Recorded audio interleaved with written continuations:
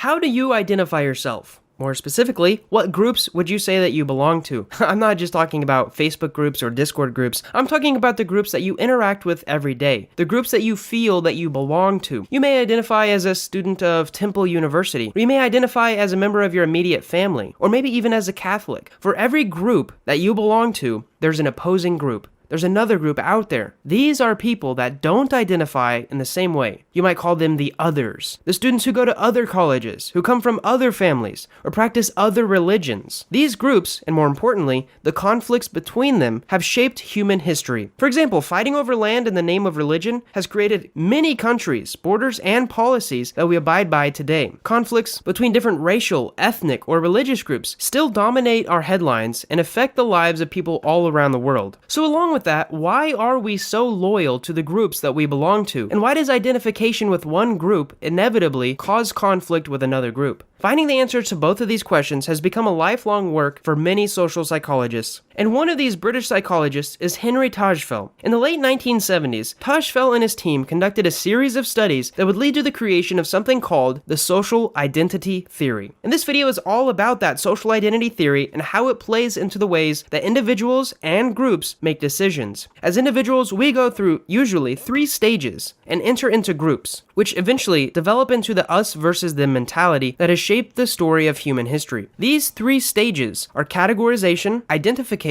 and comparison, and I'm going to go over each one of them. So the first stage of the social identity theory is categorization. You cannot belong to a group unless you know that that group exists. And we do this through observation of the world around us. It happens all the time, usually without you even thinking about it. It doesn't take long to see that people are divided into different groups. All it takes is you can just walk into a school cafeteria, or you can listen to the news. Groups are labeled by their religion, their nationality, physical abilities, so on and so forth. I could be here until tomorrow, coming up with ways that humans have categorized other humans. Basically, they're categorized things that set people apart. And a lot of how you do this categorization is based on how you were raised and where you grew up. Secondly, identification. Once you start to categorize the world into different groups, it's time to look at yourself. How do you identify? And there's so many ways to answer this question. You can identify yourself as a man, a woman, or a non-binary person. You can identify as a Catholic, a Muslim, or a Scientologist. You can identify as straight, lesbian, or pansexual. Or you can choose to identify as none of these things. When it comes to psychology, what you identify with is literally limitless.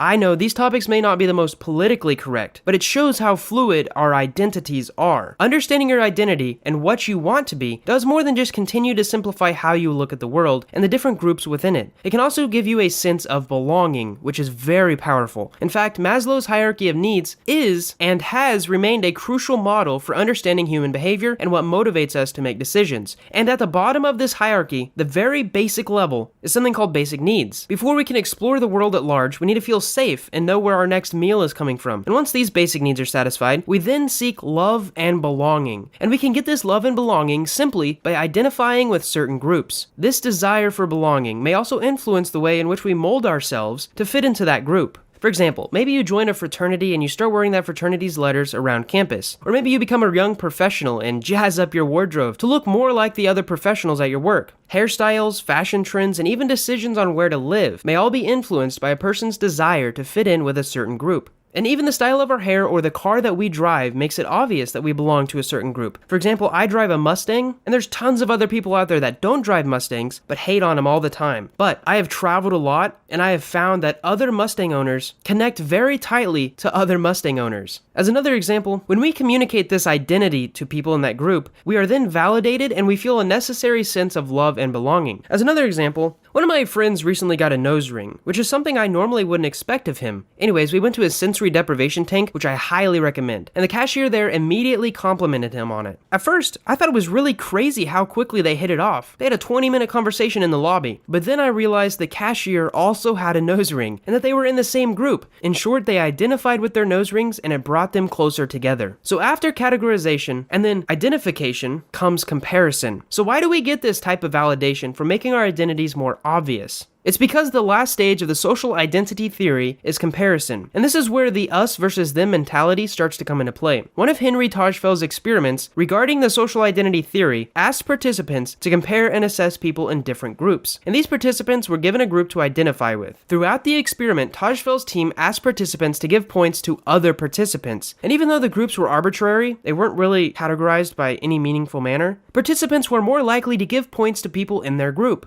And this is a clear reflection of how we compare ourselves and people in our group to outsiders. It's in our nature to make these categorizations and comparison. Yuval Noah Harari, author of one of the great books Sapiens, says, "Homo sapiens evolved to think of people as divided into us and them. Us was the group immediately around you, whoever you were, and them was everyone else. In fact, no social animal is ever guided by the interest of the entire species to which it belongs. No chimpanzee cares about the interests of the chimpanzee species, and no snail will lift a tentacle for the global snail community."